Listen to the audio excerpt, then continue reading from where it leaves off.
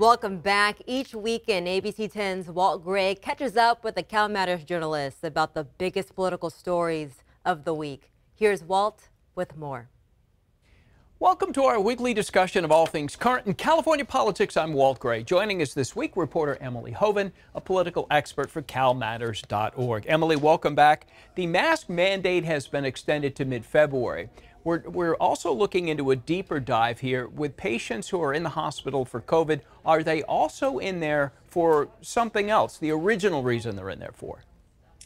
Yeah, it's really interesting. Kind of as the Omicron variant spreads and more people test positive, the positivity rate is something the state has never seen before, over 21%. You had these state health officials say, okay, well, because of that, we're going to extend the mask mandate until at least February 15th for everybody indoors, regardless of vaccination status.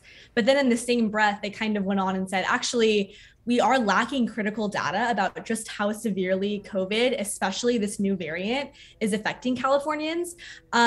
Because they're looking at hospital data more in depth, and they're realizing that they don't have a breakdown of how many patients are in the hospital because they're having very severe complications from COVID versus people that, are in the hospital for other reasons and then test positive but not really have any symptoms. And many of these people are actually fully vaccinated and boosted.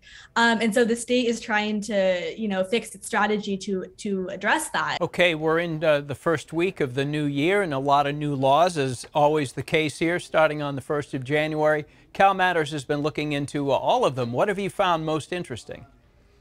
Yeah, so we have hundreds and hundreds of new laws that went into effect on January 1st. Some of the ones that are most talked about, one of them is the minimum wage actually went up to $15 an hour for employers that have 26 or more workers, and to $14 an hour for companies that have a smaller amount of employees in that.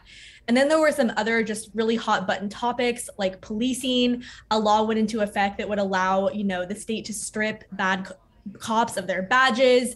Another law limits what police can do to crack down on protests. So there's just more. We could go on for hours about this, but those are some of the hot button ones. Yeah, there's always some interesting ones, extremely interesting ones. So the governor is going to be talking more about the state budget coming up here very shortly.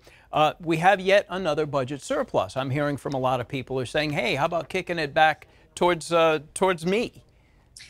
Yeah, it's so ironic because after another year of the pandemic, many people are, feeling the economic pain, yet the state is projected to have at least a $31 billion surplus. And that's largely because the state's top earners, had gains from the stock market, capital gains. And so they are taxed at a much higher rate. And so a lot of that revenue is flowing back to California.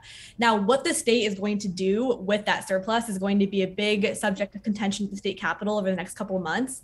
The governor has hinted that he wants to do more of those Golden State stimulus checks that he did last year.